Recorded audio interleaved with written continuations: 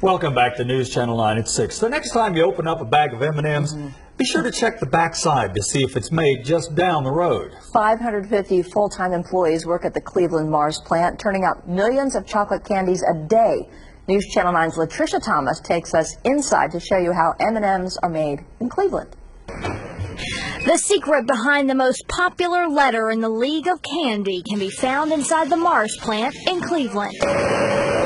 To make the 300 tons of milk chocolate used to make these M&Ms every day, 13 truckloads of sugar are pumped into the plant a week. So it's no surprise. The first thing you smell is chocolate. It's a beautiful part of the job.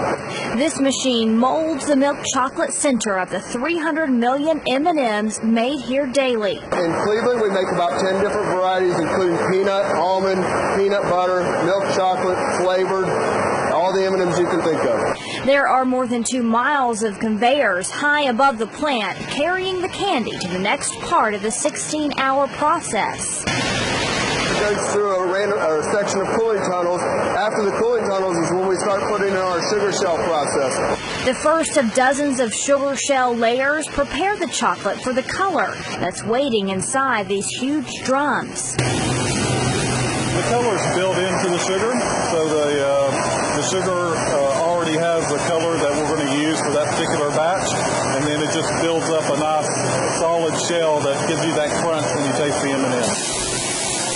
After a quick polish, it's time to blend the rainbow of candy into the perfectly mixed bag, worthy of any grocery store, movie theater, or picky Mars employee.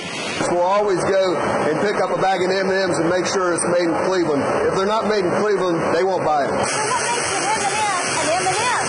It's the M, of course, but that part of the process is so cool, the candy will show you how to do it. Creating the classic candy that's promised to melt in your mouth, not in your hand, for 3 decades. Made first production in 1979, and we've been making delicious chocolate ever since. For Made in Cleveland, I'm Latricia Thomas. The Cleveland plant also makes Twix candy bars in the Cleveland plant and is getting ready for Halloween season, their busiest time of the year. Next week on Made In, if you wander down Fraser Avenue on Chattanooga's North Shore, you might see a brewery that's making beer under a name that dates back to before Prohibition. Latricia will show us how the Chattanooga Brewing Company makes their signature ales next Friday on News Channel 9 at 6.